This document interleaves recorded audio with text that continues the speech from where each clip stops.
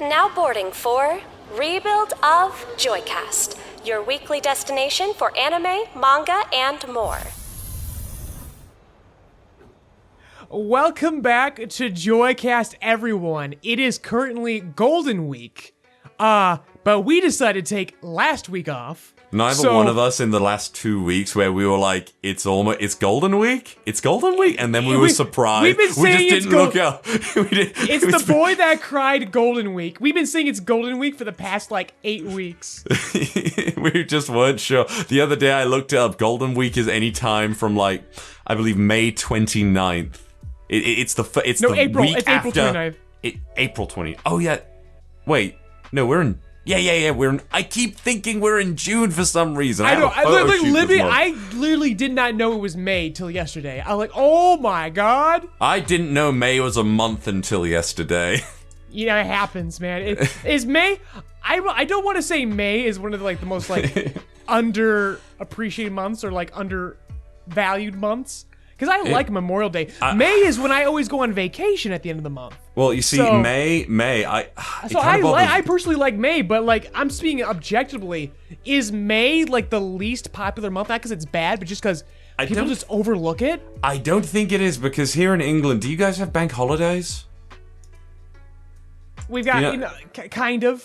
Yeah, we have a version of that where it's it's a federal holiday. Oh, okay. Well, we have 3 bank holiday Mondays this month alone. Here's the thing. Here, screw whatever we were going to talk to today. Let's do a tier list of months. Okay? Oh, okay. That's what we're doing this week for Joycast because it's Golden Week and there's nothing to talk about. I already know what your bottom month and my top month is going to do. My top month is going to be January because it's my birthday month, and I believe November is your bottom month because that's your birthday month and you hate your birthday. That's depressing. Because I'm right. Also correct. So here's what I say. January.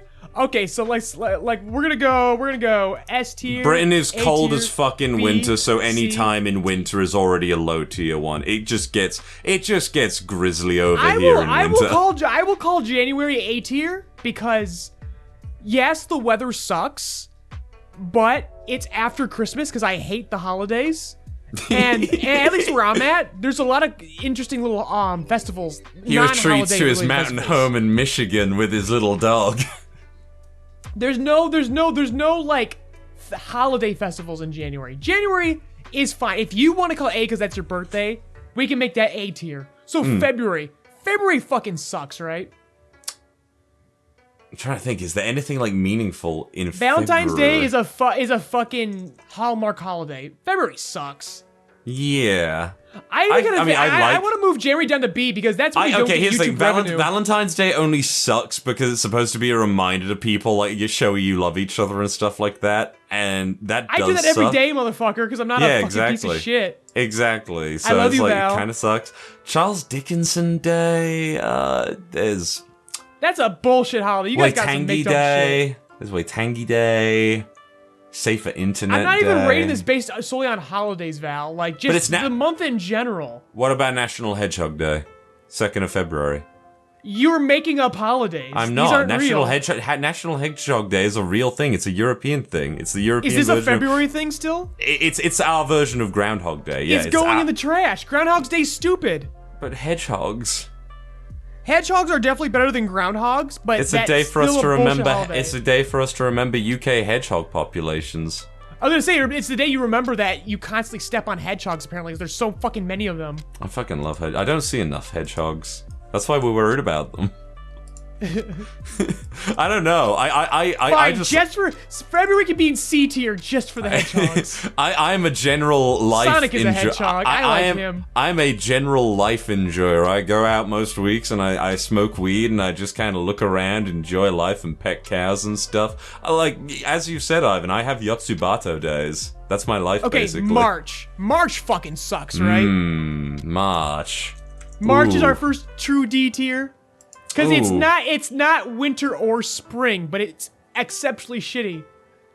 I could kind of give you that.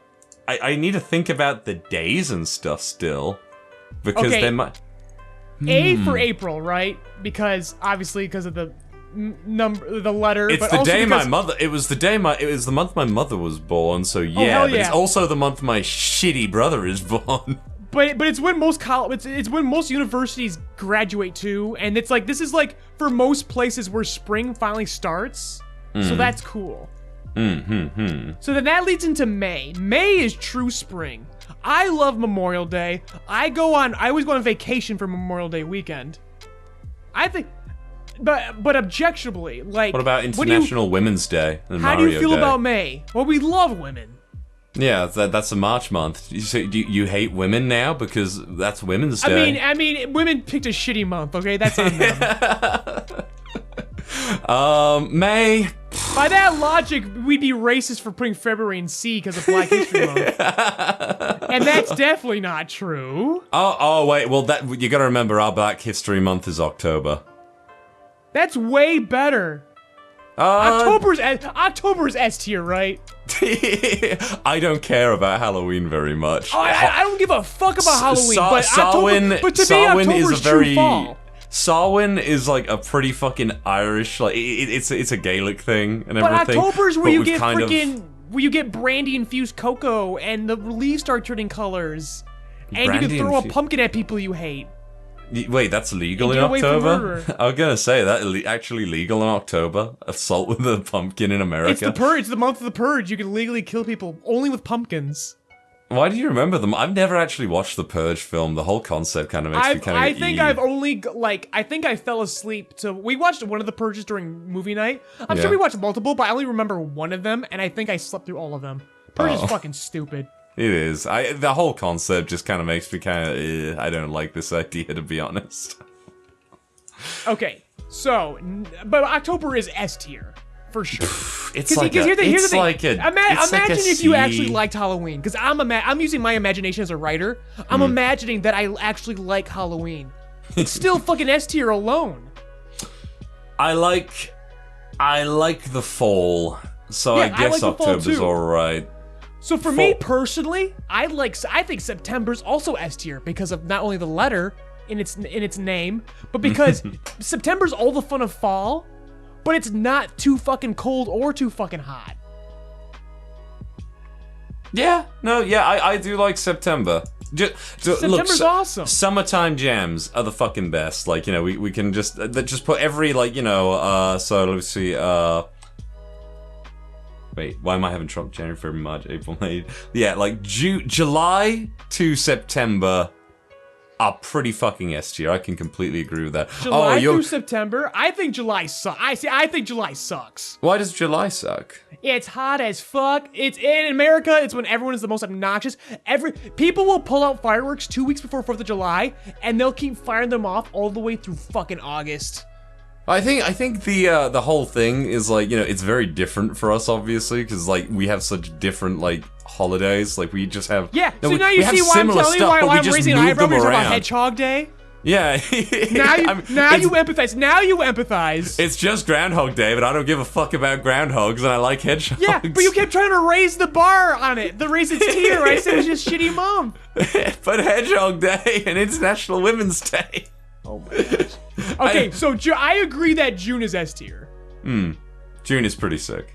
June is tight. But July, I will compromise on a B for July. Look, I will just say this, like, I'm not super invested on the rating a month because I genuinely rate them based on, like, the events that happen in the month as they go, and, like, rate them I know in not the year. every year's the same, but, you Yeah. know, weather, until climate change claims us all, is somewhat consistent. This is true. So all we're missing is August. August is just hot and boring, right? Like, all the good summer movies are done at this point. I don't know, I just kind of like cruising, finding a nice, like, big-ass fucking park, like, go up the Lake District and Again, smoke a you big could do that fat in J. June and July. August gets too fucking hot. I like it to be really hot, though, when I'm smoking stoogies. I don't. September is just so perfect. June and September are like the best versions of summer, spring, and fall. Like they've got it all. September and June got it all. Yeah, they do.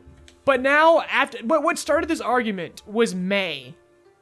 Is May just a B tier then? Like were we just like exaggerating, hyperbolizing? Is May just plain okay. Yeah, it's fine. Like, I don't know, the May it weather be? here's been fine. It's A for me, but objectively, I think it's just a B. I mean, April sucks here, I'm just gonna say, probably because rain. Like, it rains all the fucking time. You know in what? April. I will gladly drop April to B, because yes, rain fucking blows, and April definitely is full of it. Yeah, exactly. I mean, it's, like I said, you gotta consider, like, the weather. Like, I'm English what months weather. am I missing? I've got 1, 2, 3, 4, 5, 6, 7, Well, you're 8, right, 9, January 10. to May, and then I've we got kind of 10 jump to months out of here. October. Oh, December! I like Christmas, like, more I like... don't like December, but I know I will get death threats if I don't give December at least an A tier. I like the Christmas feeling, I like the music and stuff, and I especially like it when it snows. Snow is cool, rain kind of sucks. It doesn't snow until January for us, so that's why I'm conceding an A tier to January. I mean, where I'm lately, at, that's where it finally snows here. lately March has been like the snow time for us. Like in Yes, welcome to 2018, climate change. We've shifted the weather. when I went to see Black Panther, I walked through a fucking blizzard on the way back with my friend. I went through this blizzard last week, and it was April. Like, welcome to climate change. So all that leaves is November. I don't like the holidays, but I will concede that Thanksgiving is far superior to Christmas. Oh yeah? We don't really have Thanksgiving. I don't even think we have a...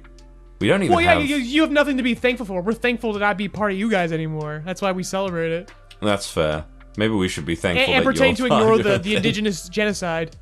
I don't think it's ignored. Is it ignored? It's more like a very fluffy blanket we've put over it. I think it's just one of those things you can't really do anything You wouldn't know about it because now. you didn't go to American school, man. Like, we really fluffed that shit up. We're like, oh, we gave them corn and we had dinner together. I'm like, I fucking doubt that. I've got to say, we learned a lot about the African slave I was in trade kindergarten and school. I doubted that shit. We learned a lot about the African slave trade and stuff in school. And like You don't get German... to learn that shit unless like you go to college, because that's another thing we fucking hide. and our entire country is our existence is owed to the transatlantic slave trade. Pretty Anyways, before YouTube gets pissed, and I'm sure like how many of you are still listening at home? Like 5 of you. We should probably get to the manga. November's a B tier. Do you want to talk about My High Hero? B, Because low A. I feel like My Hero had the least going on this chapter, to be honest. Yes, and there's a reason for that. It's So, just yeah. getting into Endeavor's headspace right now, and we've No, it's more than that. It- My Hero Academia 387 is the most pointless fucking exposition I've ever seen. Oh my god, fucking Mr. Compress is still alive, and he's cooked to a fucking mechanical stomach. Fuck off! What? Oh yeah, Fucking that's Getten? what that is. Who gives a shit about Getten? The anime sure as fuck doesn't give a fuck about Getten. And Is so they're that talking the about like ice this. guy? That's Or is the that ice Mr. guy. Compress? Oh, yeah. It's Pretty Boy Ice Guy. So they're just sitting in fucking prison chilling, and for some reason they're expositing about fucking eugenics for Yeah. ice people, and it's like, oh my god, who gives a shit? Todoroki is visual explanation that Ray is a strong ice quirk. We get it. You pass that shit on. But now it's saying that like Getten is somehow Tangentially related. yeah, because tangentially related to Darby and Who cares? He's in Todoroki. jail now. The only thing that adds greater context to is his and Darby's very, very brief, pointless rivalry during the war arc. This was to be another honest. thing that people already guessed about. Like when he was shown in that arc, people were like, "Oh, he must be related to Todoroki somehow," and it's like, yeah, I guess so. Like big, and go figure. We had to use eugenics to fucking. I don't understand why anyone would guess that. Like it's a big fucking weird because he has an superhero ice world. power, and for some reason they keep making him clash with Dabi. So I feel like there's a narrative importance to him clashing with Dabi. But there They really must wasn't. be related. They must be related somehow. And Like- yeah, somehow in big air quotes. It only adds more context to it, like It's the author's it's point of grabbing view. at straws. Oh, everything's connected, we swear. No, Getten's just there, like, congrats. Japan's a small island, we get it. I mean, But it's just the fact that, like, but clearly the real purpose is to explain to the audience the most simplest terms, that Rey is actually a super powerful ice quirk, and she's allowed to be here at this moment. When it's like, no, the reason she's allowed to be here is because she's taking accountability as a fucking as a parent. Like Endeavor is too. Together. This is a great fucking moment that's just like overfluffed with pointless exposition. I think maybe you're being a bit harsh on it, because I think the whole eugenic... I'm being incredibly harsh. It's like, throughout history, only like, maybe a few generations ago, there were lots of families, like, take royal families, for instance, around Europe, or, all kinds of fucking countries, that royal and regal families and everything. It's a general part of history and stuff, so I guess it's a general part of humanity. That's the reason why you and I, Val, are more like... Actually, no, I got that fact wrong. Where were you going with that? No, I fucked it up. No, go on. I want to know what you're about to say. No, because I completely lost track, because I'm looking at the panels right now. Yeah. Like, it's a part of it, so it's an Endeavor fake out. It's an Endeavor death fake out that I quite enjoy. I mean, should I like Endeavor... making the 9-year-olds on Twitter cry. Should because Endeavor won't die. Should Endeavor die? No. I don't think so either, He needs to be accountable. And that's what's happening. And Rey's being accountable to her. I like this moment. I like that they're here together to fucking stop and save their son. This is awesome. Do you feel like sometimes, like, for as much shit as Endeavor gets, I've never really felt the massive impact, except for at the start of the series, that he was a bad dad? Because that's where it was all in the beginning, and then afterwards, once All Might was gone, it was all about redeeming him. Yeah, but I feel like Horikoshi never really, like, the whole flashback with young Darby, Toya, I never really felt like anyone should have been angry at him except Toya's own emotional instability to want to be the best, really. I never really got... No, it was incredibly fucked up. And I read the chapter. Because this was a dynasty family. Like, basically, Endeavor placed all his fucking hopes on supplanting All Might through him, and they went, oh, you're not good enough.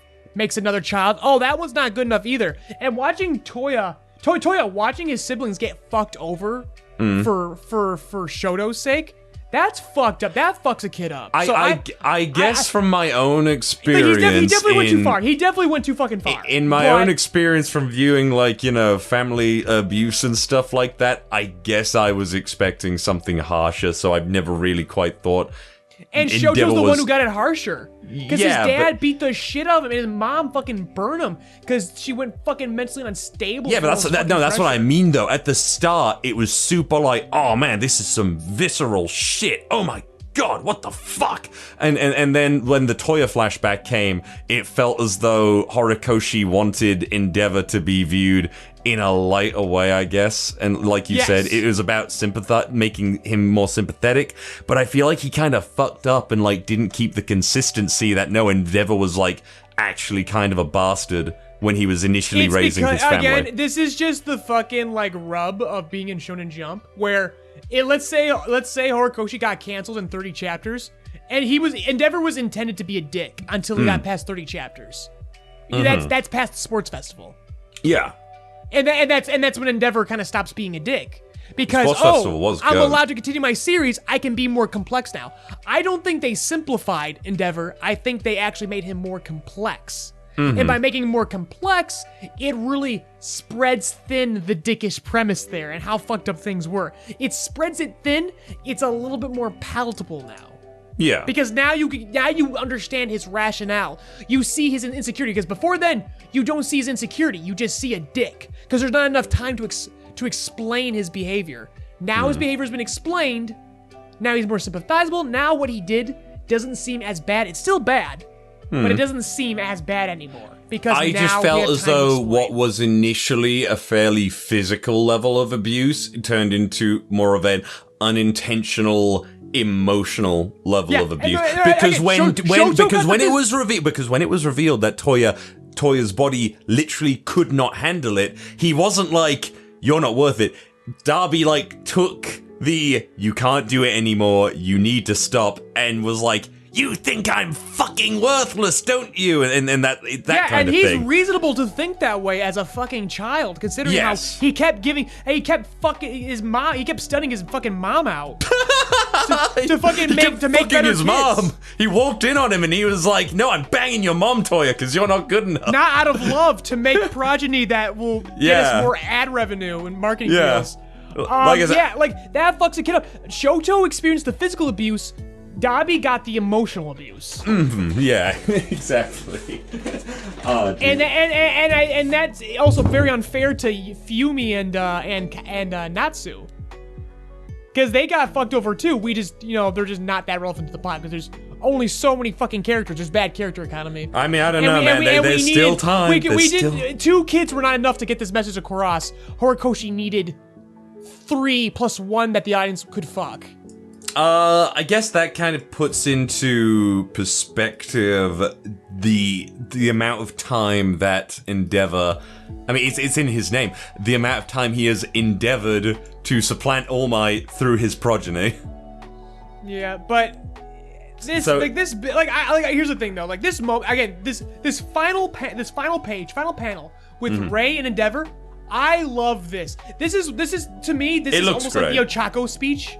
Yeah, we're just spinning in circles. There is something incredibly Chainsaw Man looking about this chapter for some reason to me. It's a little more sketchy, and that doesn't have to do with what's going on right now. It reminds me of Fire Punch for some reason. Well, because Dabi looks like fucking Fire Punch. No, it's because we're pre-Golden Week, and Horikoshi's like, he's like trying to finish this chapter while he's putting on his vacation hat and coat. You know what I mean? He's got his keys. He's got one foot out the door already. That's why this chapter looks a lot sketchier.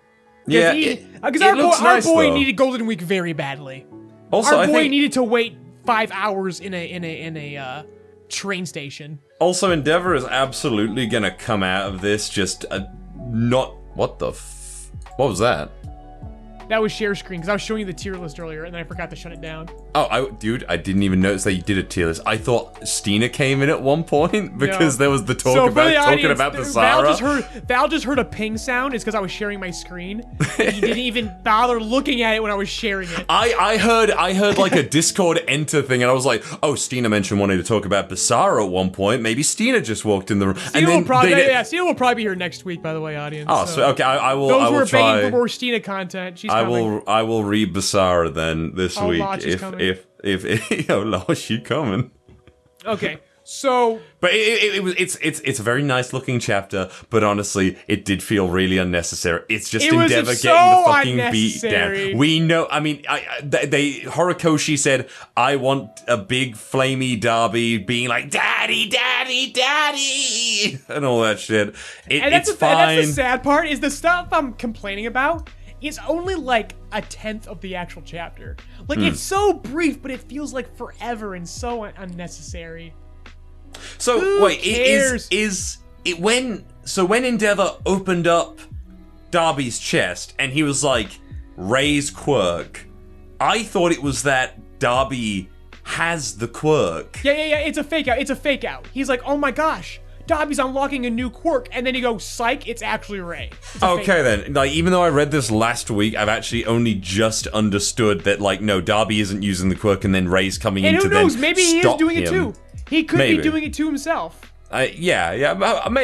We'll have to see next week. It seems more like a fake out. I'm honestly more pissed off that we're not getting more Todoroki and Ida. Or They'll All be Might, at the end. Or All Might, even, with his fucking futuristic Batman of the Future bat suit. Oh, we're getting to that. It's just more jumping around. Remember, we still need to get to the corn maze. It reminds me of fucking... God damn it, the fucking corn maze. It reminds me of fucking One Piece. Corn maze. It's been a year now. It has not. It has not been a year. It's close to a year now. Who was even at the corn maze? Like, it was Ayama and Fat Gum and one of the assassins from the Dark Deku arc. Oh man, what the fuck? That's so dumb. God damn it. That's the one. They showed that. That's back when we were still wondering when we get back to Ochako. Remember that? At the aquarium. Yeah. I'm gonna laugh if this series ends and he just forgets it. That would be so fucking funny. Fat Gum just turns up at the maybe he just goes, everyone at the corn maze died and those villains got away. Rocks fell, everyone died in the corn maze. Fell. Corn maze was too fucking hot. Corn maze 2023, too hot. Chainsaw Man, which I read that immediately. Did you want to talk about Chainsaw Man now? Yeah, let's read Chainsaw Man. Yeah, now. but actually, wait. Before we move on, 128. before we move on, actually, I have a question because this has been on my mind for a bit. I've got an answer probably. Okay. So we've been reading My Hero Academia for the last couple months, and we have been pretty satisfied with what's going on. We've been pretty happy. Yes. There have been bumps, there have been lumps, There have always been things will that be. yeah, there always will be. There are arcs that could have been handled better, things that should have been talked about way sooner or paced out in a better way. How do you think at this stage My Hero Academia is going to shape out at the very end of it all as a story overall? I've been asking myself this question for a very long time. That depends on, are we talking overall or Overall. faceted details?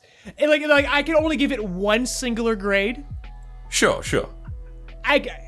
As a whole, My Hero Academia, and I'm gonna piss people off at home. I mean, like, My Hero bear in Academia. mind, this is subject to change. This is subject to change in coming months. This is the big bold letter. I have more things. I have more details and more complex assessments below this grade, but I can only give it one grade. One big bold letter on the news article. My Hero Academia is a high B+. Alrighty then. I think it's because it's a B- story with S+ art. And I think that B- story also has, as you said, bumps in the road, because I do think there's quite a few A moments within My Hero Academia. Agreed. But basically what I'm saying is the inconsistencies and the issues with the story and the fact that and just by virtue of being a jump manga and being so overly simplified despite the pressures that Horikoshi wanted to get more complex and he wasn't allowed to. And we have to grade him on that. But that being said, the action and the art was always fucking incredible. I think the only time it was ever really bad was the overhaul arc. And he even admitted to that. Oh, the fight. Well, it was basically one big fucking push. I mean, yeah. In the My Hero Academia, in the My Hero Academia he admitted anime, he wasn't I think, doing shit there. I think he admitted at one point that the animation team like do a lot for like the My Hero Academia. Yeah, he said in his own words he felt insecure that the anime was kicking his ass. And what did they show for it? The overhaul arc in the anime fucking sucked too. Really?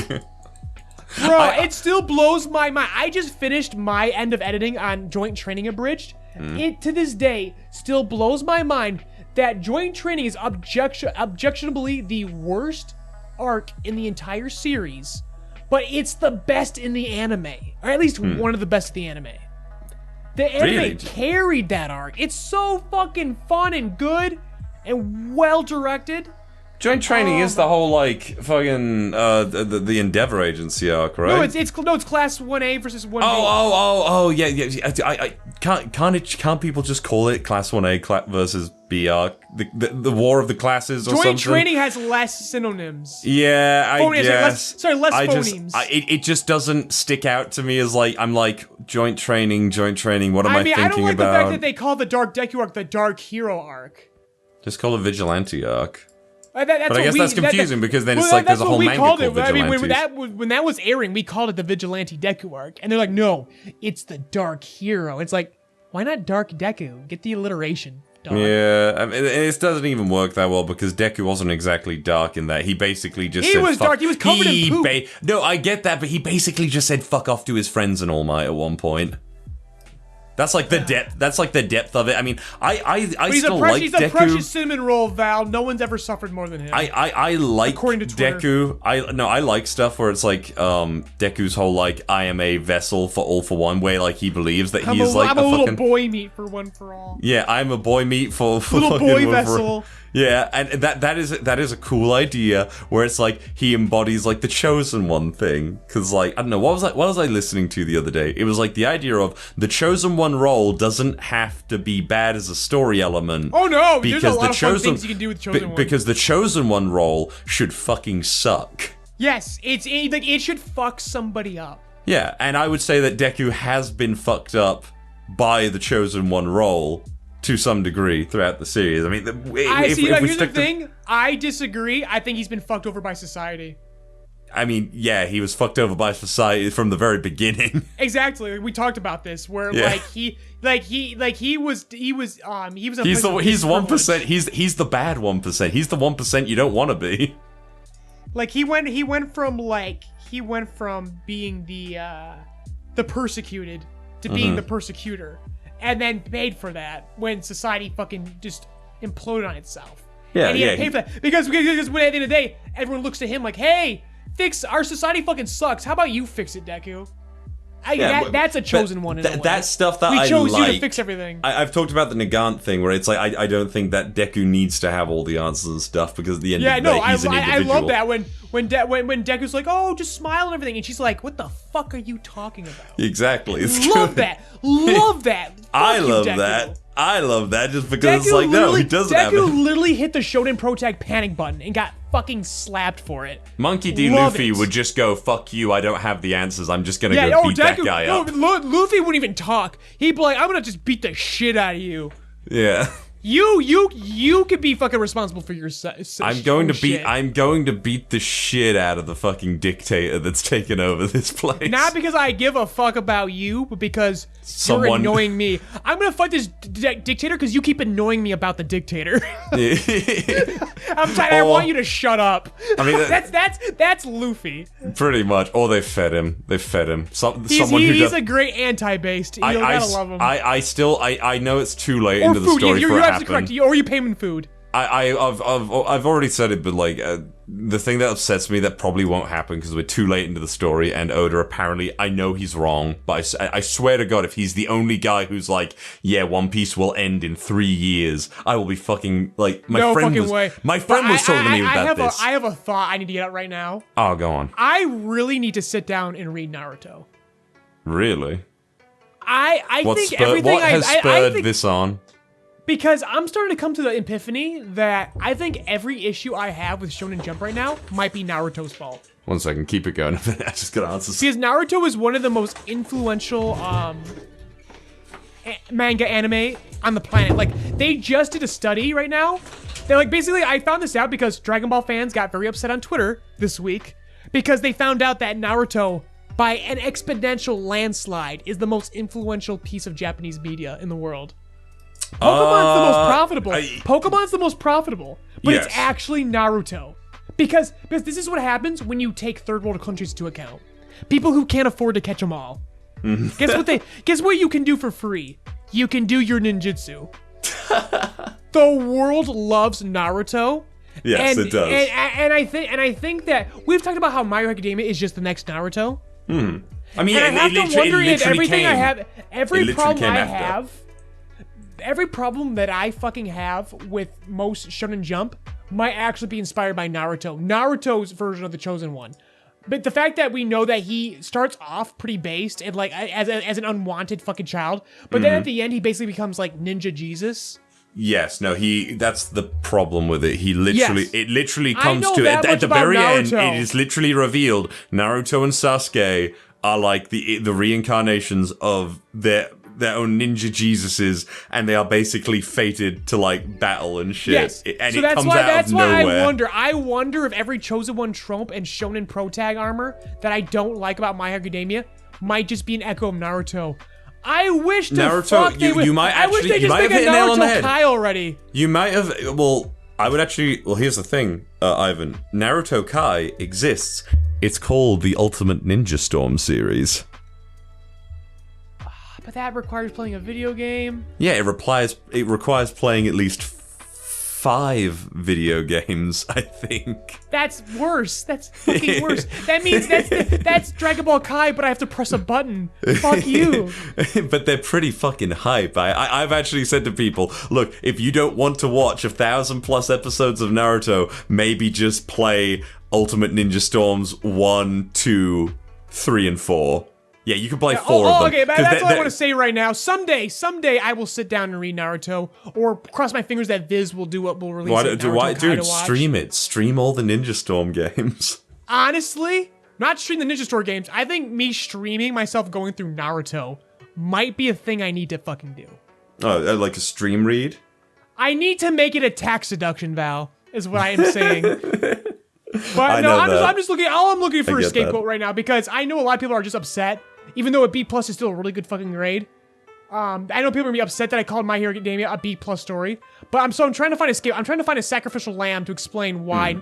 I want to blame someone else for My Hero Academia's woes. Is what I'm trying to get, and I think the audience will agree with me there. Because there's nothing we love more than blaming other people for our problems. I like actually Dragon think Ball you are fans onto did this something week. with Naruto, because Naruto does a thing that does bother me where there is always a parallel of like the generation before you, where like Naruto has Jiraiya, and then there's another 3 that parallel Naruto. You've talked about and this then before. Exactly. I have talked about it before. Analogous characters. It's one way to explain a character. It's like it's just a way to explain characters. Naruto's method of storytelling is Connecting literally them. just, here is a character that is analogous to Naruto and all of his issues. Here is another character, now that character is dead, that is so we can also explain analogous. That character. Exactly. No, but it's always Naruto. It's always analogous. It's so we can give Kakashi some screen time, but to keep Naruto spiritually on screen, because if we're not That's the asking thing, that's the where thing! Deku is, we're Kakashi asking was where his own Naruto character. is. That's the thing, Ivan. Kakashi is his own character, and then suddenly, Kakashi is analogous to Sasuke or some shit, and then another you'll see exactly what I mean if you do sit down and read it. It kind of pisses me off. I mean, it's too early for another New Year's resolution, but at some point, I need to sit down and do like a Bible study group of Naruto with my audience, and just sit there on camera and just force myself to read it on camera. Read through all of Naruto, Ivan, and then get a few of your closest friends together and do a university lecture video on Naruto. Yeah, that's probably the medicine there. That's the best way to do it, to That's be the honest. medicine. I'm writing that down now. But anyways, so let's talk about Chainsaw Man finally. Gross, you're a creep. I changed my mind. Forget it. Go to hell. Ew. Ew, sex. Ew, who would want to have sex with you? You're a chainsaw. And he starts falling. He's like, no! That's fucking funny. He starts falling. That's awesome. That was really great. But let's be frank, nothing really happened this chapter. He cut up the oh, here's what happened at the very end. The Weed Whacker Man shows up. I think Weed Whacker Man is actually a woman. I think Weed Whacker Man is Kobeni, please. I think Weed Whacker Man is a female Chainsaw Man, and female Chainsaw Man is gonna want to fuck Denji. That'd be funny. Yeah, I think that's it. Who'd want to fuck someone with a chainsaw for a head? A woman with a chainsaw for a head. Another chainsaw. Touch chainsaws. Yeah. Not much happened though. Nothing happened this week. Do you remember Just one more funny moment, and then they're in hell, and Weed Whacker Man is there. Do you remember my initial issues with the Falling Devil? I actually like the Falling Devil now because the Falling Devil is The Falling Devil was always cool. No, the Falling Devil. No, because I wanted there to be more Carey. I like that the Falling Devil is actually a reasonable person. Yes. And that the effect that they have on the world is just like sort of there. It's nothing that they can handle, I guess. But if you can like get over that, it's like, oh yeah, you can just go. I don't need you. Don't worry about it. Just leave the girl. Does this devil have the most personality since the Future Devil? Yes, I would say so. I was gonna say Katana Man, but Katana Man doesn't really get a lot of he's a fiend. opportunities. He's like a Denji. That's so true. That doesn't count. Yeah, I would actually agree. The Future Devil has absolutely the most personality. The future by is far. cool. The future is cool. He's dancing. I just love that fucking line where people bitched about the fucking localization of in the anime, even though like they definitely made that line better. What was wrong He's with it like- in the anime? Well, I think in the manga, I think the original line is, "Oh, your death is really sad." Whereas in the anime, they readapted and said, "I want to see your death because it's fucking awesome." And I think that's a funnier fucking line. I think that's cool. I think if you're an anime only, that's a fucking like salivating line. Like that's a tantalizing fucking line. That certainly foreshadowing. gives a Oh, layer be careful of... of your future. It's- Something bad's gonna happen to you. Versus, I want to see your future because it fucking rocks. I think that adds another layer of personality to the Future Devil being sadistic, for sure. I think, well, I'm just talking about the fact that people threw a stink about it because they want Aki to be Well, apparently, and tragic. Apparently, and he is the already Chainsaw tragic. Man. His death is tragic enough. Let's have some more fun with it. I have been looking around, so apparently the Chainsaw Man anime adaptation is not nearly as popular as we think it might have been. It's not. Oh, it's not. Yeah. YouTube. I learned that lesson the hard way with Chainsaw Man the musical, Val. Sorry, that just clicked what you were talking about then. I forgot about that. It's not that people don't like musicals, they just hate Chainsaw Man, apparently. I swear to fuck. I forgot about that, to be honest. Everyone did. I'm trying to forget. Oh, you're not doing any more of it? I'm not doing any more, but that's not gonna stop Sam and Ollie from writing more. Fair enough. What's gonna happen? I told them because they asked. I said, "You better have a finished script by August." That's what I told them. Like, sorry, I told them that if they want another Chainsaw Man abridge, they've got to have a finished script and finished music at August, so that if I record it, the music is already there. Because I'm not chasing people. I think it's Chainsaw an Man interesting anymore. concept, but I think maybe the musical bit does put people off as well. Because music is such a hard thing to like get on like a Chainsaw. No, I need to say something fucking clear. Chainsaw Man the musical is one of the fucking best things we ever fucking made at JoyRide. I am so fucking proud of it, and that's why I'm so fucking upset. Because we busted our fucking ass on that first one. Like, that was a fly-by-night fucking production. Yeah, And I remember when you initially mentioned it to me, it came out that. pretty quickly, considering, like, when fucking you told me ignored. about it. Yep. Oh my god. Yeah, I fucking love it. Everyone who's involved in that should be fucking proud. Well, I'm glad you are proud of it. The issue is YouTube. YouTube fucking sucks. There is no more ambition on YouTube. No? Now, if I sat there in front of a camera for 5 fucking hours and bitched about She-Hulk, I get 1 million fucking views now. Fair? That's what YouTube is now. She-Hulk was pretty mid, though, right? She-Hulk was that? pretty mid, right? She-Hulk was emphatically mid. It's perfectly okay. Emphatically? Emphatically? What does emphatically mean exactly in that context? Excitedly, like Excitedly mid. I'm surprised. I thought you would be pretty down on Marvel. She-Hulk is content and happy. It's beyond content. It's happy. They are happy to be mid. I was gonna say, I thought you'd be pretty down on the Marvel. Like, I am honestly juggling whether or not I'm even gonna bother seeing Guardians of the Galaxy 3 because I'm done. I saw Guardians of the Galaxy 3 last night. I'm okay. fucking done. Give me a quick. What was it like? You can tell me some stuff. 3 caps off a perfect trilogy. It has cemented that Guardians of the Galaxy is the best trilogy in the MCU. It proves how fucking terrible the MCU currently is and how bad it pretty much always was. Lots of directors come here to cash in a fucking paycheck, and actors and directors come here to cash in a paycheck. James Gunn and his crew give a fuck. This movie, Val, I highly recommend you watch this one. This is the darkest MCU movie. It goes fucking hard. You'd really recommend it? Yes.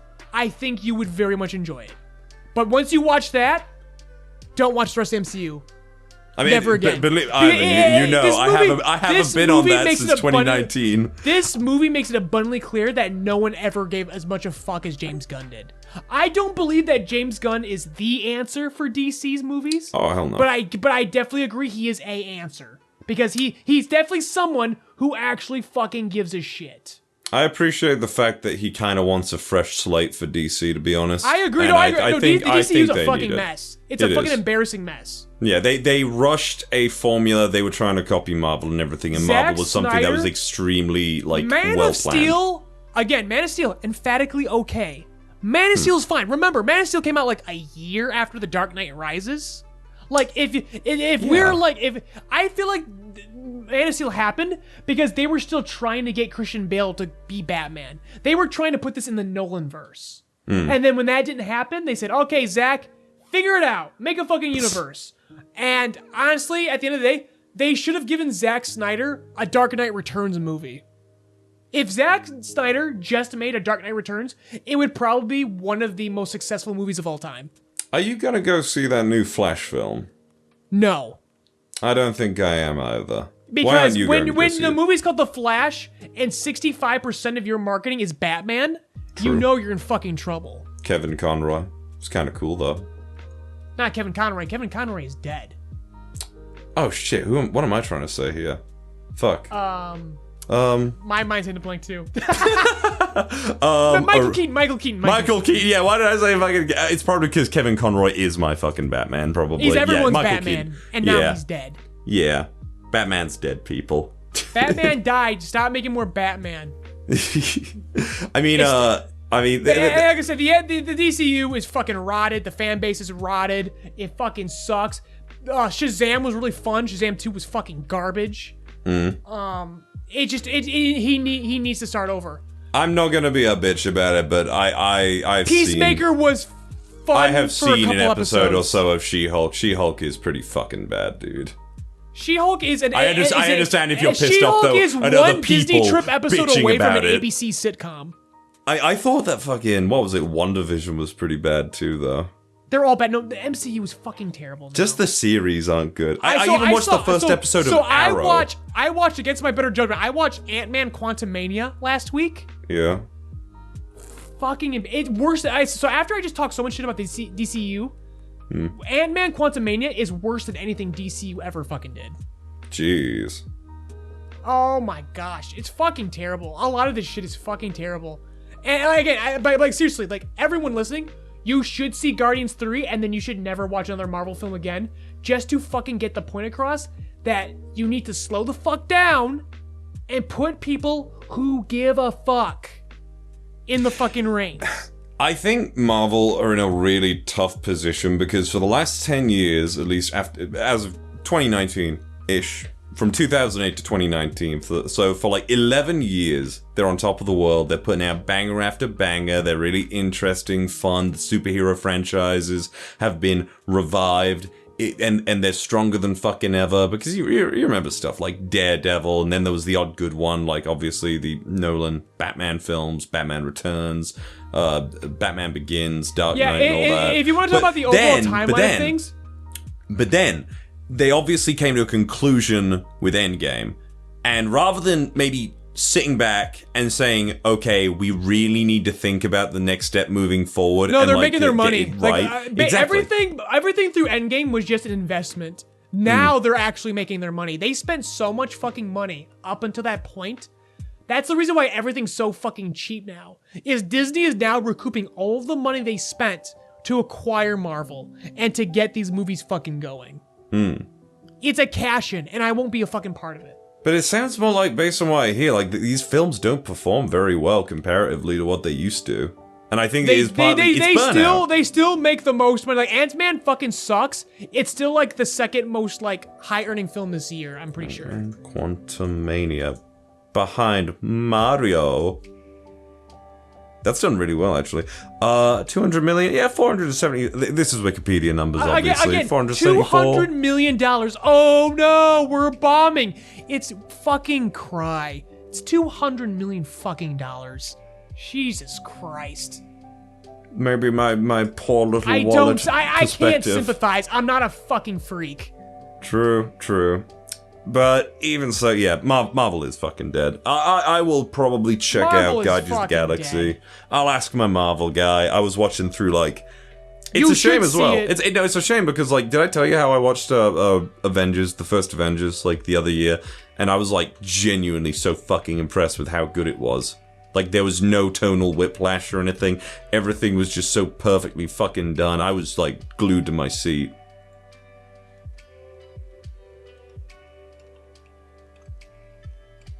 Ivan? Yes, I'm just listening. I'm thinking, but yeah, like, I really enjoy Guardians 3. I think it might be one of my personal favorite Marvel films. I will give it a look. I'll ask my Marvel guy if he wants to see it. It goes so fucking hard.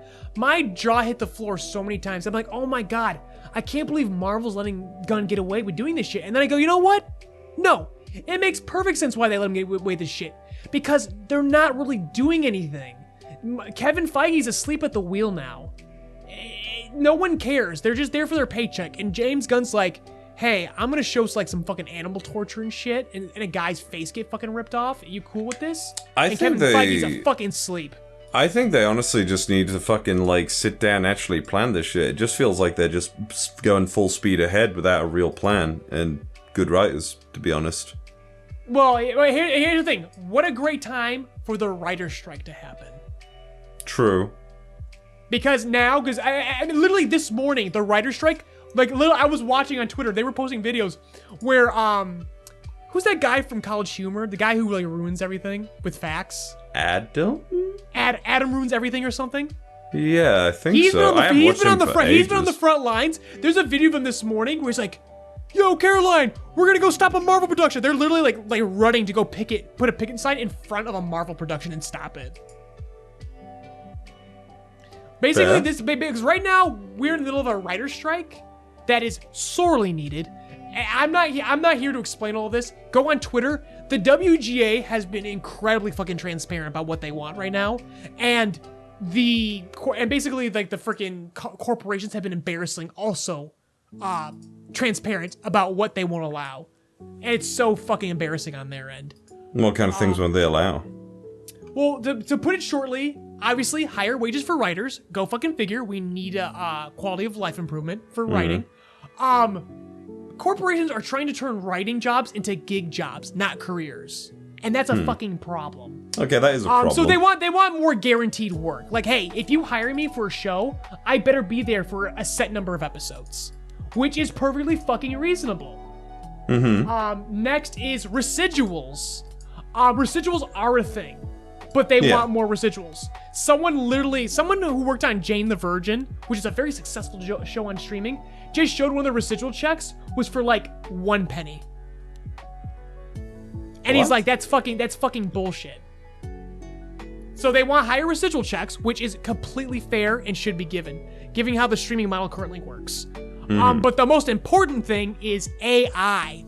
The WGA is digging in their fucking heels, as they should, and they're going, we do not want to work with AI.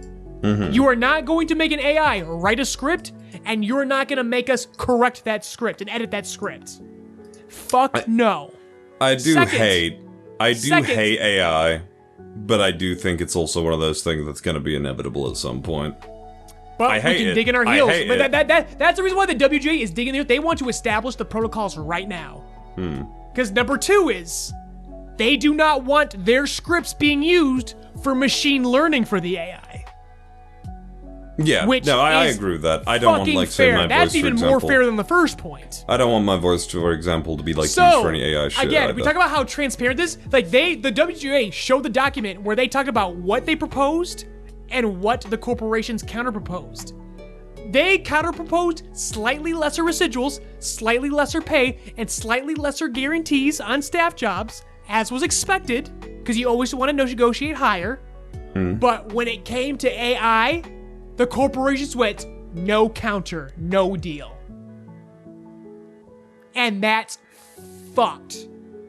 They want to it's very telling and very transparent that they want to replace writers so fucking badly, and they're just waiting for the technology to improve.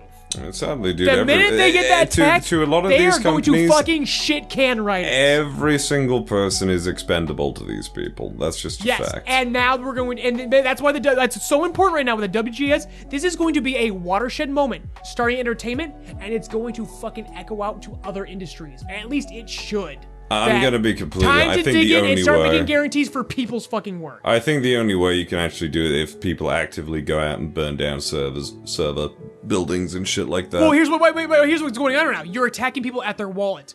Basically, there are productions that just got done before the strike happened. There's some shows that just rushed the Take this as someone out. who's my great grandfather literally went out to a fucking factory back in the fucking like 90s, like 1900s, like early 1900s, of your right and he is what I burnt just down said. a fucking like literal factory building like full but of machines. We're talking about movies that are treated like investments by a bunch of fucking money bags. Here is your equivalent to that riot, as I just said today with Adam and his group. They have very set picketing areas and zones. When the minute they heard that Marvel was shooting something in LA today, they ran to that spot because they know if they picket right on that location, they can't film. And that fucking hurts Marvel. I mean, as long as Marvel are actually Remember, paying Marvel's the trying to people make their money who are back trying right to now. actually And work they're being stuff. stopped. They already have their script. Forever they're trying to film there today. They already have the script. The fact that they had the script and they still can't film because the writers are actively undermining them and interrupting their production, that's how you hit them where it fucking hurts. They are trying to put production to a fucking standstill because there's nothing that makes a fucking fat money bag sweat more than when no money's being made, when business is not being done. Val, the DGA, the Directors Guild, Yeah. they have a stipulation in their contract that they are not allowed to strike. That contract expires on June 30th this year. The last writer's strike took 4 months.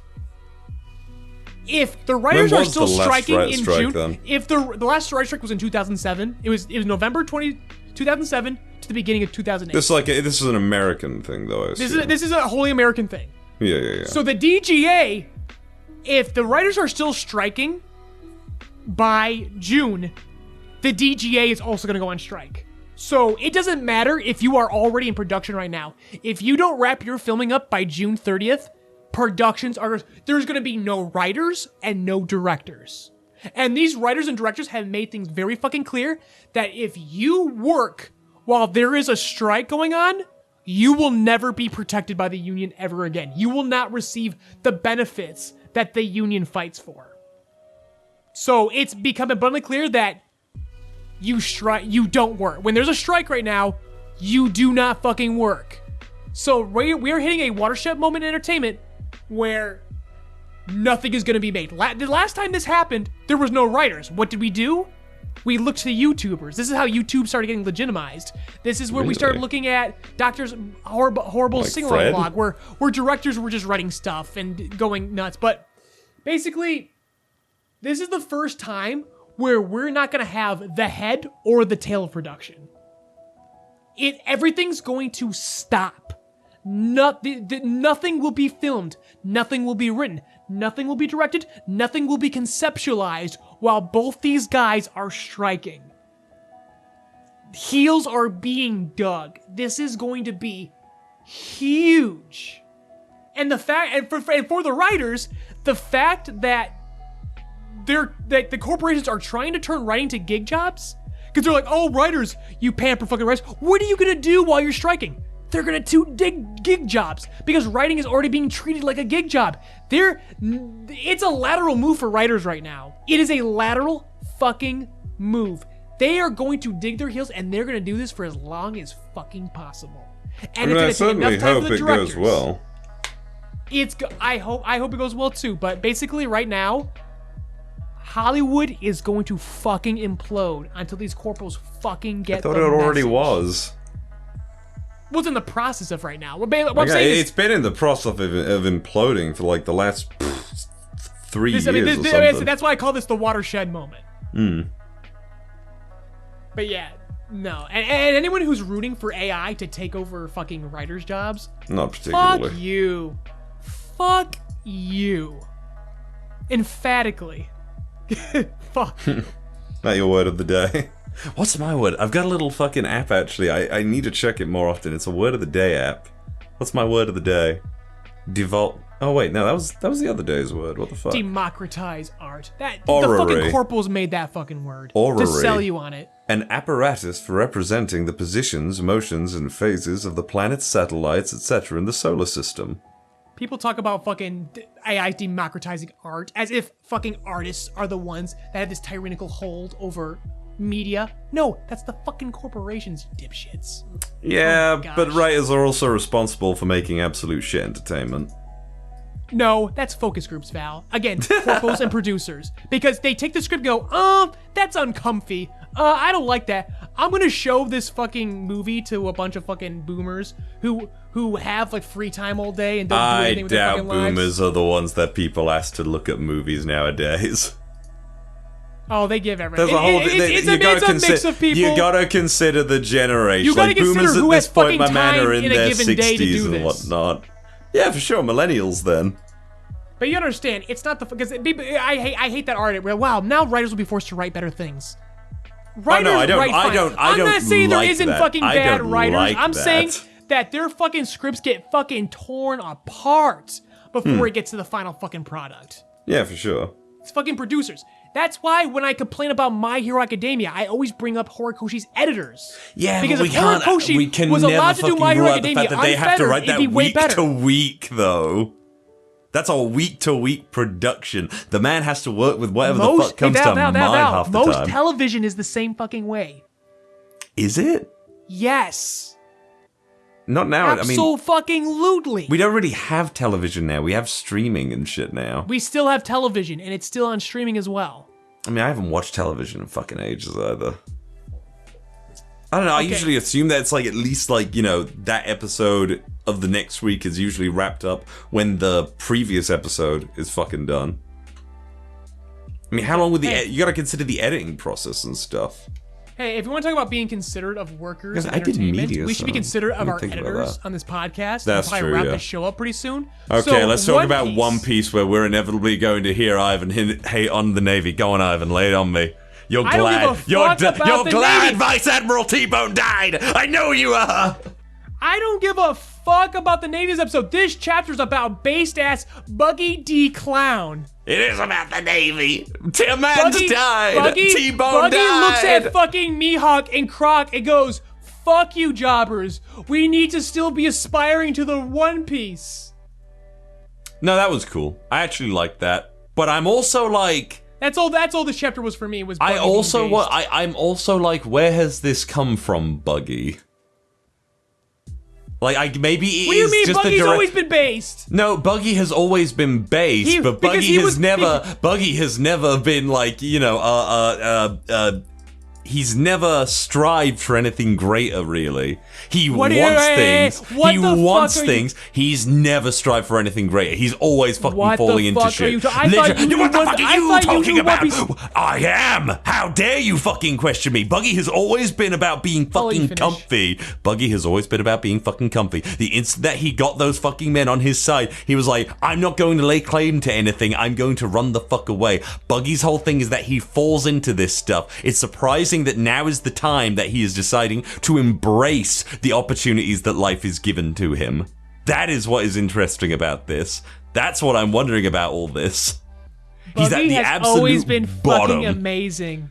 He's cool. He Buggy. was on Goldie Rogers' crew. He's he was childhood friends with Shanks. He has always aspired to find the One Piece because he got fucked up when he was a kid and got fucking COVID and couldn't go on the fucking trip. And I felt guilty can't about go on that. that islanditis. Also, I believe that the island actually affects devil fruit users. I believe that's what it actually is. I think the island has COVID on it. So anyways, Buggy has always felt guilty about this, and he's always dreamed at the bottom of his heart. He has always dreamed of getting the One Piece. Yes, for sure.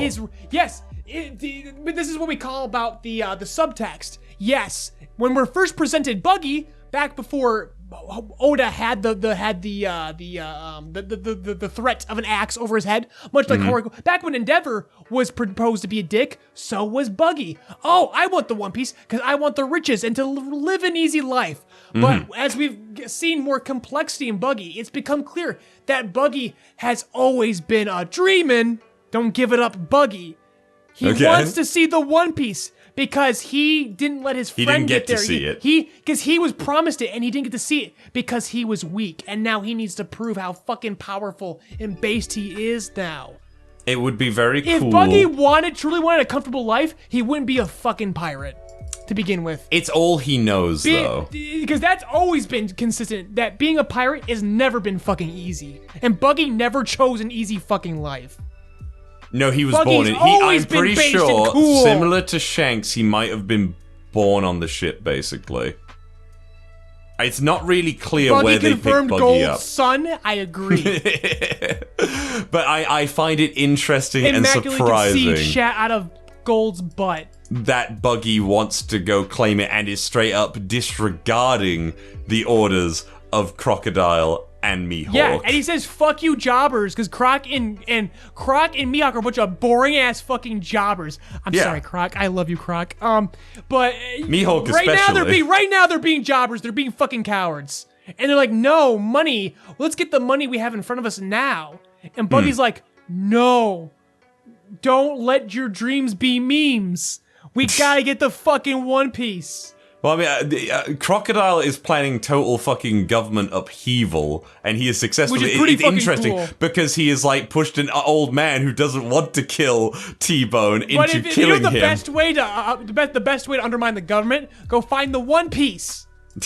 No, that is absolutely It's the best one way. thing the government that is does not want you to That is actually find. absolutely the best way to undermine the One Piece. So maybe Buggy is thinking like 10 steps ahead. Kill the Navy's just a fucking Hydra. Kill as many fucking cops as you want. They'll grow more heads, but there's only One Piece, baby.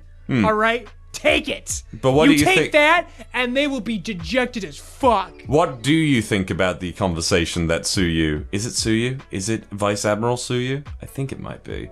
Sengoku and his friend, the Washu Washu no Mi lady, have. Because it's basically acknowledging the fact that, yeah, people are fucking pissed off about us. Pirates aren't the only one interested in money, you know. We Marines have bounties on our heads now. It's only natural for people to come after us. I love this conversation because they're like, man, people are Especially poor and in desperate a world. place like Pepe Kingdom, where over 1,000 die of starvation a year, and it's no wonder that he was killed there. Yeah, and they're She's like, just man, like, they're I like, get oh, it. what? Because he's like, oh, what's the world coming to? Killing Navy. And she's like, bro, people are fucking desperate. I wonder if maybe if we, instead of sponsoring the neighborhood watch with guns, what if we took those it's resources interesting and went to those because fucking places and It's fucking interesting. helped? It's interesting because it's acknowledging that yes, the Navy are easier targets because they're there to help you. While simultaneously being like, of course a fucking regular person isn't gonna With go their up to a guns, fucking we're here pirate to help you. to a Let's fucking pirate burn the library. who's already going. Oh yeah, no, that's O'Hara though. That's the fucking world government. But we're talking about like Pepe, where it's like obviously T-Bone, because T-Bone's actually a The decent man. Navy is a tool for the world government. Yeah, but alright? but if you start fucking unfucking humanizing people, that's when you become the bad guy. They're the bad guys. That's what's though. interesting about the Navy, because everyone has their own reasons for being a Navy man. I've already told you I've softened up to Kobe. I agree that Kobe is the good cop. Finally, he freed slaves, and now he's the good cop. I agree that Kobe's definitely trying to change things. But Kobe's this whole- absolutely trying to change. He's been doing that since Marine Ford, motherfucker. No, but it's the fact that he keeps using Navy resources, but the part is now he's in way too fucking deep. Yeah. Precisely. Well, I mean, he's in Sword now. He's kind of out. He's in Sword I'm now. Also, we're going like, back on Sword, I think the he's trying to- implication no, of Sword is that you're- everyone who went off with Sword is now actually like kind of done with the Navy. Yes, I agree. They're trying to distance themselves without losing the comforts of the Navy, and that's the reason why I still fucking hate them. Because it's Well- like, be a fucking vigilante. Be Koichi. Zed? Well, wait. That's Zed though. That's literally Zed. You watch Zed is Fantasy, right? fucking awesome. Zed is awesome, but he literally did the same thing. He literally took pacifistas. He did. What was up with those pacifistas? We've never seen them again. They were movie exclusives. They were weren't movie. It's the usual thing. Like, you know, there were things about films that were canon, like Kizaru's leg, not Kizaru, Aokiji's leg and stuff. Zed is just filler. I wish Zed were real. I wish Zed were an actual character. I want to go back to your point. I do agree with you. If you fucking hate on everyone, you're no better. Like, Yeah, exactly. If you're not allowed to let the people who are trying to do better do better, yeah, Then it's a nothing fucking gets problem. better. Then That's just a nothing fact gets of the better. matter. I agree. Yeah, that's But why that is the my point I've solution is, only ever made about the Navy I and One want Piece. Sword to be a whole new thing. Basically, what I want, Val, I want Sword to be a new thing. And hopefully, in the future, it will be. I want Sword to put their middle fingers up to the Navy and go, no, don't help us. Stay the fuck away from us. We're doing something different. That's what I mean, though. The implication is that all the other people who have come along with them have just gone, fuck it, they're actually doing something. This is important. It's a calling. Sword is a calling. But the interesting thing is that Sakazuki... And optimistically, I'm looking forward to. For sure. But that has always been my point about the Navy in this. Every single... Like, that's the point of One Piece. Even the pirates sometimes have their own fucking, like, good reasoning for being pirates. They don't fucking belong in we society. talked about this last time with Exactly. Blackbeard's, the dreams of pirates will never end. Like, the big most bad evil, of the series is the most a philosophical despicable poet. motherfucker. Yeah, exactly. I fucking love Blackbeard. The He's most the best. despicable motherfucker is one of the most humane characters in the series. Not humane. Not humane, human. yeah. He will absolutely, like, fucking dog you down and kill the shit out of you. I misword. Like I said, not humane, human. As in, he's the most human person. The fact that he operates on a just level of freedom. Yeah. He has an ideal world that he will strive towards. That's what's interesting about it. Like I said, that's just the interesting thing about One Piece. You get all these different characters with a diverse cast, racially, ideally. That's what's fucking great about it. And that's why I fucking hate the whole like thing where it's like, oh, we have to like fucking have sides on it. One Piece has done so much at this point.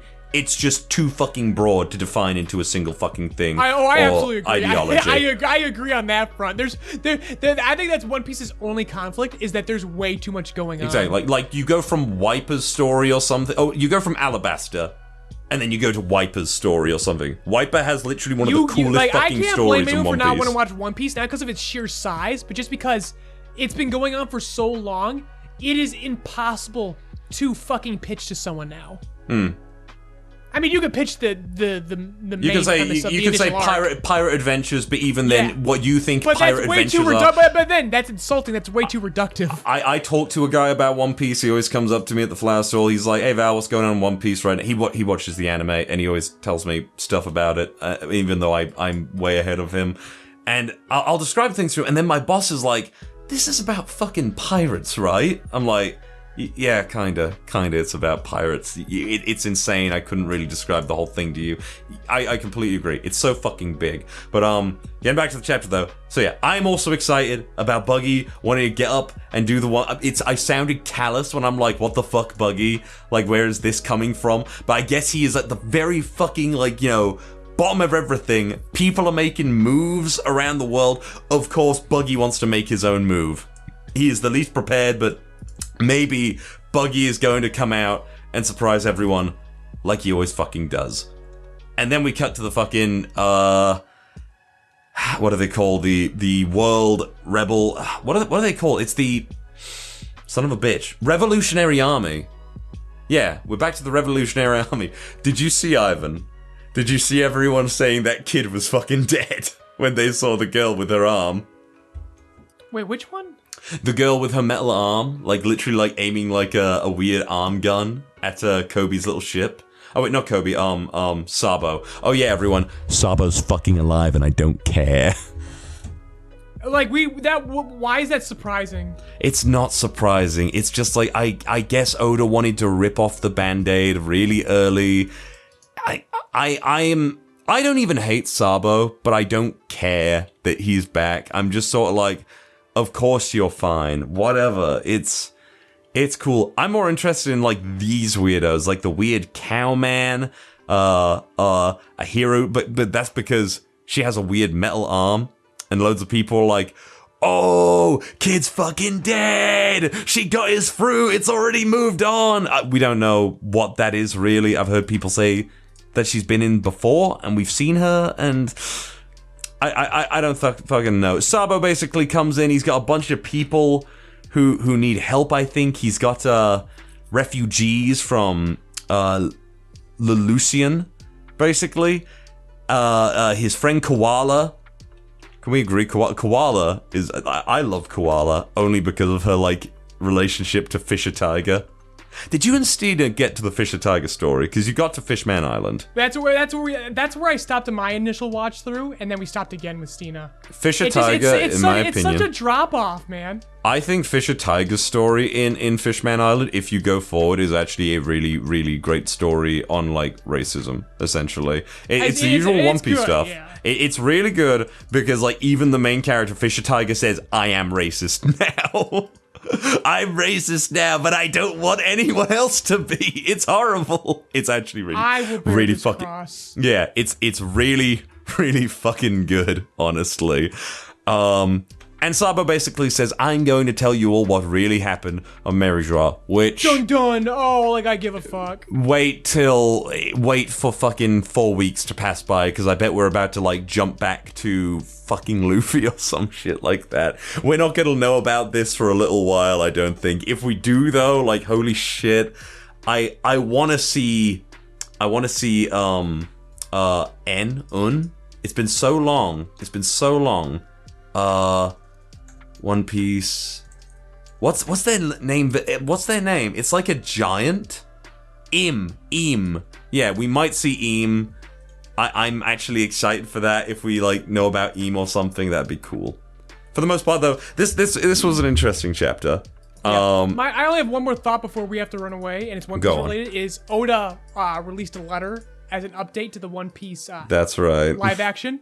He's confirmed that it is 8 episodes. Oh boy, I'm sure they'll cover plenty of the East Blue arc there. I have heard that apparently the production on it, and as you actually mentioned, focus groups really fucking hated it. Oh, big fucking shocker! I am actually, and so they want to like redo things or something. So here's what's going. The fact but that I he want to released see that letter version. is him like trying to like calm people down and failing because my God, what are you gonna fix before the directors go on fucking strike in a month? True. He's like, it comes out when I say it comes out. No, motherfucker, it comes out when the corpo says it comes out, which will be this June, because they're gonna rush that shit to be fucking I love you to bits, Oda, but like Hollywood probably don't care about you. Oda doesn't give. So yeah, Oda love you, but Hollywood doesn't fucking love you. We love you, Oda. Come to We our love you, house. Oda. You deserve better than this. And in his own words, there's no other time in my lifetime I'll be able to make this happen. True. True. It's true. This is the right opportunity to do it. Go get your paper. I don't think he should. I don't think he should have done it. I think everyone agrees he should not have done this. With Netflix. Oh wow, it's gonna be a really. fucking. It said, who could have fucking saw this coming? I don't know how many episodes back in this podcast we need to fucking know. But yeah, Oda, no, you don't get to decide that. They're gonna rush that shit out because what's gonna happen, like I said, so one of the reasons why I think this writer strike's gonna last as long as it does is because, my God, Netflix is going to, they're already investing so hard in K-dramas. A lot of shit is on the fucking line right now. They're going to import so many foreign shows to bide time until they run out. And they won't really run out, but people will get sick of it. And then when they get sick of it, then they're gonna go, well, we're sitting on this live action One Piece, and they just find like a 1980s K-drama that everyone falls in love with. God, this might be quite the time for anime, because anime is not under the constraints of this strike. Honestly, to a degree, why not? Like how, like I obviously want new media. What a time that to is kinda already be interesting. invested in anime is all I'm gonna say. It's interesting that we may potentially have a time where we can like actually sit down and like really analyze like the media that we have right now, I guess, rather than like being. I'm not saying it's a good thing. It's interesting, I guess, is what I'm saying. It's good and interesting. But yeah, we need to run now. Let's not even say bye. Let's just go. We'll just turn our back. Are we on strike? Are we going on a railroad strike, Val? Yeah. I mean, the railroad strike is happening. We're gonna go on strike. We're gonna go on strike for a week. All right. We'll see how we'll see if anything gets better on this podcast if we strike for only 1 week. Everyone, we love you. Take care. See you next time. Mind the gap as you exit our podcast safely. Rebuild of Joycast is hosted by Ivan LeRoy and Valentine Stokes. LeRoy's written and directed works can be found on the JoyRide Entertainment YouTube channel and the soon-to-be-released original web manga, PARAMEDIC. Val's dulcet tones can be heard in many of your favorite anime and web series, such as RWBY, Death Battle, Tribe 9, Lackadaisy Cats, and more. This episode was edited by Steena Carey, with YouTube version edited by Cody Rock. Music provided by Lofi Geek. Intro and outro narration by Steena Carey.